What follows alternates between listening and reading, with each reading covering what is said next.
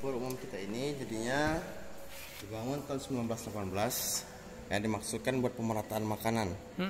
Karena sebelumnya yang kuat, yang kenyang, yang dekat ke pemerintahan kolonial Belanda itu yang kenyang. Jadi ada 3 fase di dapur umum kita ini. Fase perintisan, memasak buat 1000-an orang.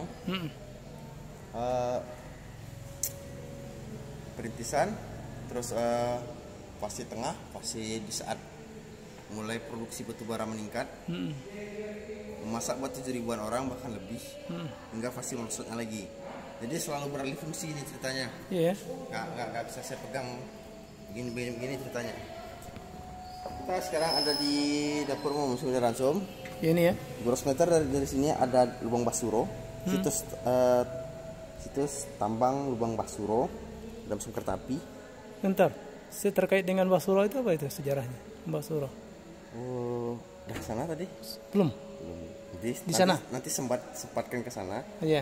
Jadi lubang Suro itu salah satu lubang tambang peninggalan Belanda. Jadi dan lubang Suro pun itu terhubung sampai menara masjid. Tahu nggak? Iya. Ini Masjid Raya ini aslinya bukan masjid, tapi PLTU. PLTU ya. Jadi menara masjid itu aslinya terhubung asap PLTU.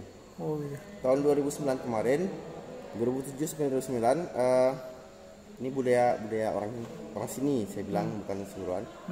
Kan kalau mau Idul Fitri, hari-hari besar, raya rumah, raya masjid. Iya iya. Nggak tahu, mungkin di luar sana juga seperti itu. Waktu dilakukan perapan masjid, ditemukan ada bunker di bawah masjid. Kerja bangunan menemukan ada bunker, ada ruang buat tanahnya yang terhubung sampai lubang Basuro. Iya. Dan mereka menemukan mortir-mortir yang masih aktif. Nah, nanti kita lihat mortirnya. Iya. Di sini lubang tambangnya. Iya. Kriminal politik tadi melakukan eksplorasi batubara di dapur sentral kita ini. Tempat makannya. Di pusat kereta api, pendistribusian kereta apinya, pendistribusian batubaranya. Batubara ya. Ya. Oke. Kita sini sistem pembakaran atau memasak di sentral atau dapur umum. Kita sekarang di sini.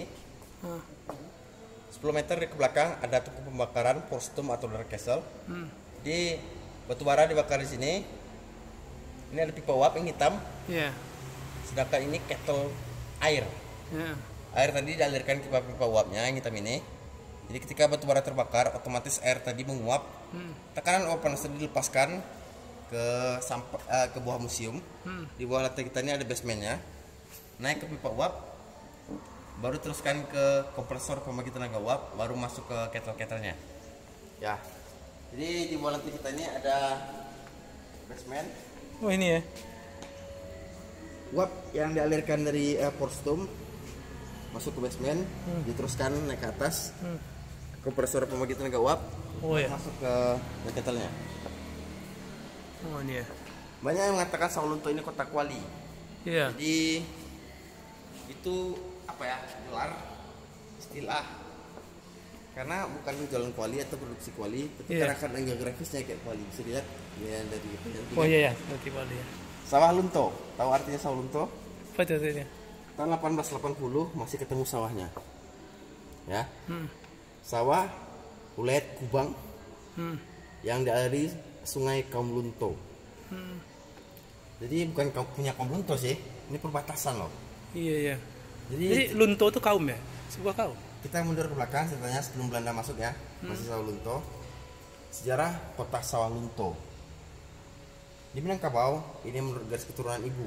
Iya. Ketika seorang ibu memiliki beberapa orang anak perempuan, laki-laki kan diserahkan merantau. Maka anak-anak yang tinggal tadi diberi tanah layak. Iya.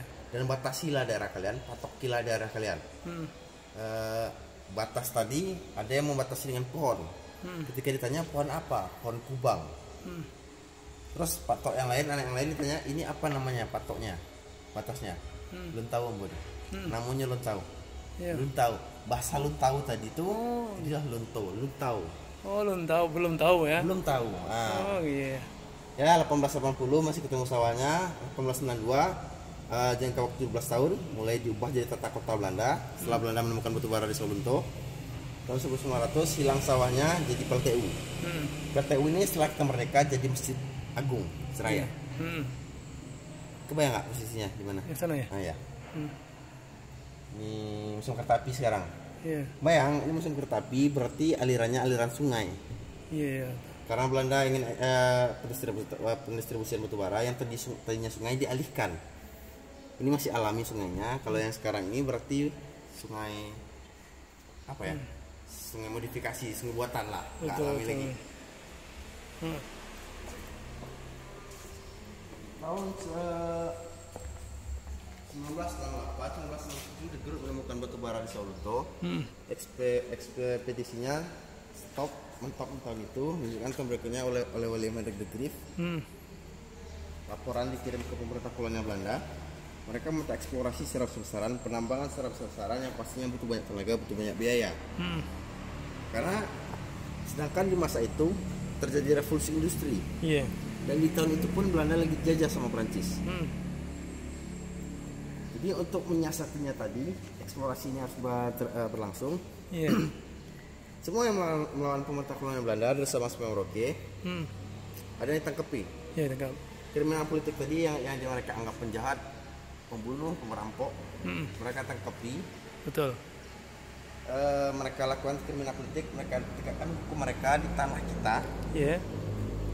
Jadi yang melawan mereka arak kemari. Iya. Setelah tiba di mari, tiba di Sawalunto, itu mereka sortir. Kira-kira yang tubuhnya fisiknya kuat untuk diarahkan ke tambang, mereka arahkan ke tambang. Yang fisiknya nggak kuat, mereka arahkan ke perkebunan.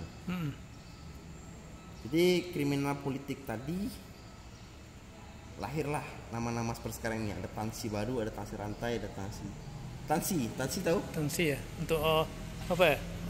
Penjara. Enggak.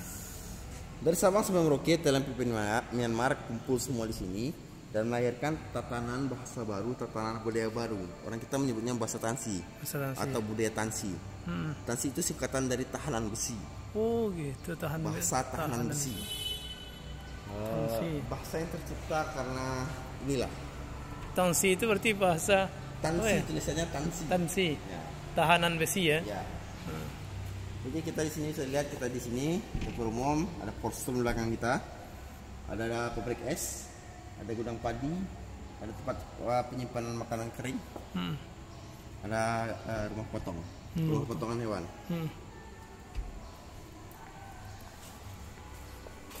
Kita lihat, ini masaknya. Oh ya. Ini tempat masak ya? Ya. Ini bisa sekalian untuk sayuran, untuk mengukus daging. Iya. Jadi jangan takut gosong karena ini tekanan uap panas yang masak. Tekanan uap panas. Iya. Pakai api langsung di sini. Oh, uap ya? Steam. Iya, betul. Sama kayak proses Ini? lokomotif. Ini wajan. Kalau wajan ini kan tetap namanya tahu atau tempe tetap digoreng kan? Iya, betul. Gorengan. Sudah lihat background ini. Mungkin Mas Pak Abang aja mungkin. Ya, udah aja. Udah. Ah. Nah, tetap udah pernah nggak makan goreng pisang ketan? Goreng pisang juga ketan. Lele. Ya. Jadi ini proses pembuatan sarapan bagi pekerja tambang juga pasien rumah sakit backgroundnya. Membudayakan orang kita sarapan goreng pisang juga ketan. Iya. Ya kan? Jadi ini salah satu trik pembodohan. Iya. Yang jadi budaya malahan. Harusnya sarapan yang bagus itu, yang benar itu kan yang ringan-ringan dulu. Iya, betul. Lambung kita mulai bekerja yang ringan dulu, yang lunak. Tapi orang dulu malah didoktrin dengan makan ketan. Ketan ya, betul. Kenapa saya bilang trik pembodohan? Karena di ketan itu di lambung kita proses pencernaan kita lambat. Iya, betul. Ya kan? Otomatis rasa laparnya lama. Trik penghematan pun terjadi di sini. Iya. Ini apa ini? Peninggalan. Itu Peninggalan ya. Terus? Seperti ini. Mana? Ini wilayah yang dilihat arkeolog Penemu ya. batu bara. Ya itu tuh, ke sana. Nah, saya cepat. Ya. Ini batu bara yang dieksplorasi di Sawalunto nanti didistribusikan sampai pelabuhan M Haven. Sekarang Teluk Bayor namanya. Terbayar. Baru nanti disebarkan. Userman ini penggagas seluruh kereta api dari Perang ke Sawalunto. Dia juga penggagas PT Umbilin. Iya. PT Umbilin itu jadi PT bentukan Belanda. Dia juga penggagas ITB. ITB ya. Ini proses pembuatan terowongan yang menghubungkan Sawalunto dan Muruglaban. Yang panjangnya 875 meter Betul. dengan 32 pintu pengaman, ruang pengaman. Di PLTU sekarang jadi masjid. Masjid. Pertama kali ke Sawalunto. Iya, pertama sekali. Berarti ini masjid sekarang ya? Ya, ada ketemu apa enggak? Ketemu tulisan Sawalunto di puncak Molan di bukit sana. Iya, ya. Ada ketemu kan? Posisinya di sini nih. Sawalunto ya. Iya, sana. Lihat tahunnya 1850. Masih sawah kan? Ah. Besar sedikit. Background yang sama, puncaknya sama. Naik ke 1890-an, 1910. Yang tadinya sawah juga jadi kota-kota. 1912 hilang sawahnya. Oh iya. Di rel. Sekarang di sini ada silo. Ada pesawat kereta api. Jadi nenek moyang kita dulu, karena mereka bermacam NS, pastinya sulit komunikasi, sulit interaksi. Karena nenek moyang kita diregistrasi di lengan atau di pundak.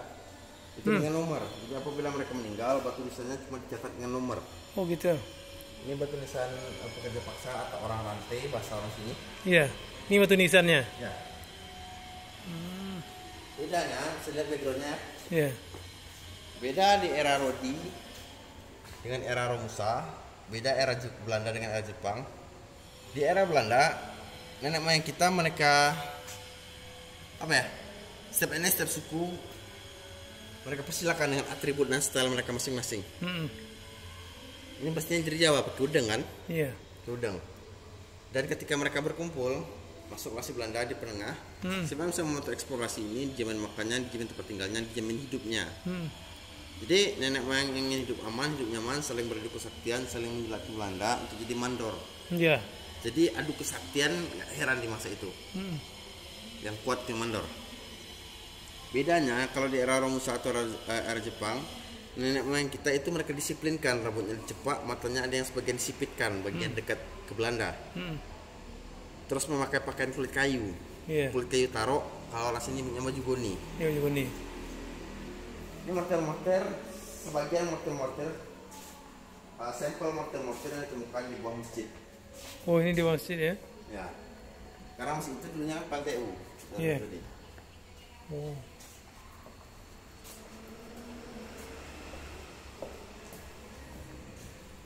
Ini, oh contoh-contoh makanan. Nah, ini kira-kira sampel makanannya. Iya, iya betul.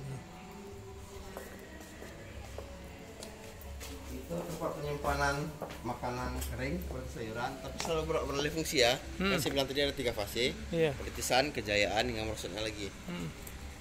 Ini pabrik es tertua kedua di Sumatera Selatan, Porstum. Ini apa ya? Porstum. Kostum itu apa itu? Cerita saya yang terangin tadi, tempat membakar batu bara. Oh gitu. Jenisnya. Kita lebih bisa mendetailkan. Itu apa sekarang tuh? Apa? Yang sekarang tuh apa itu? Itu pabrik tahu. Oh tahu ya. Ini dulunya bukan lubang ya bang ya, ya. Ini dulunya pipa-pipa uap yang masuk ke Tanah. teruskan ke basement kita. Iya.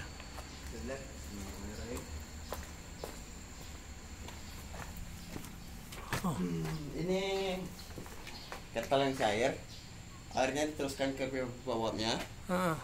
Di sini batu bara dibakar. Iya. Lubang angin untuk nyekop mesin batu bara. Ya kan? Jadi ketika batu bara terbakar, air di pipa uap ini mendidih. Jadi ya. Uapnya dialirkan masuk ke museum. Iya betul. Porstum. Dan di belakang kita ada kettle cadangan. Kettle cadangan. Ini auto nisan. Oh itu nisan ya? Ya. Oh. Ini auto nisan semua nih. Auto nisan lagi sebagian. Yang sudah dipakai ini? Ya. Enggak, maksudnya bukan dipakai gini-gini bang. Bukan dipakai bahasanya gini ya. Setelah serapan di dapur umum atau bedeng-bedeng terdekat, 5.000-an orang diarak masing-masing tidur lubang pada pagi harinya. Masuk bekerja pada pagi harinya. Yang kuat naik ke atas bersaudarinya makan lagi. Yang tidak kuat naik mungkin kelelahan, keletihan, kekurangan oksigen atau memang kena siksa. Orang ceritanya memang sengaja dibiarkan meninggal untuk jadi tumbal. Terus yang naik dibikin nisannya. Bikin nisannya. Kan pagi harinya bekerja nih. Dengan tangan terikat rantai, dibuka rantainya, ada sebagian yang bandel itu tetap terantai. Registrasinya dicatat. Yang tidak naik meninggal. Oh gitu. Ini belakangnya tempat apa ya? Ini tempat penyimpanan makanan kering, misalnya sayuran. Iya. Pabrik es kan ini penyimpanan sayuran ini sudah jadi etnografi. Pabrik es sekarang dipakai jadi galeri nominasi warisan dunia, galeri Melaka. Konservasi, kalau sekarangnya konservasi. Iya betul. Kalau dulunya ini pabrik gudang padi lah saya bilang. Udah padi ya. Gudang padi pernah beralih fungsi juga jadi kandang kuda. Iya. Sekarang jadi iptek center. Jadi Iptek Center. Ini bangunan lama juga ini. bangunan lama, tapi kita butuh media edukasi buat di sini buat menarik perhatian pelajar. Iya. Ya. Singkat cerita inilah. Ini salah satu daya tarik. Iya betul. Kalau anak sekolah cuma disuguhi cerita sejarah, takutnya mereka jenuh. Betul. Tapi kalau ada di sini kan bisa bermain sambil belajar. Dan kenapa ada ini di sini? Kalau kata kepala kantor dulu, masa lalu kita, masa depan kita. Iya betul. Kita dijajah, kurang ini. Nah, banyak adalah tech center di sini. Alat peraga sain, fisika, tak kiri tak kanan, bisa kita pelajari semua di sini. Jadi dulu tempat apa ini? Ini jadi dulunya gudang padi. Oh gudang padi ya. Oh jadi dirubah ya? Ya. Gudang cahaya, ruang cahaya. Bisa bermain di sini sambil belajar. Iya betul. Kalau mau wisata buat anak-anak silahkan. Oke, itu udah ceritanya ya? Ya. Oh. Ada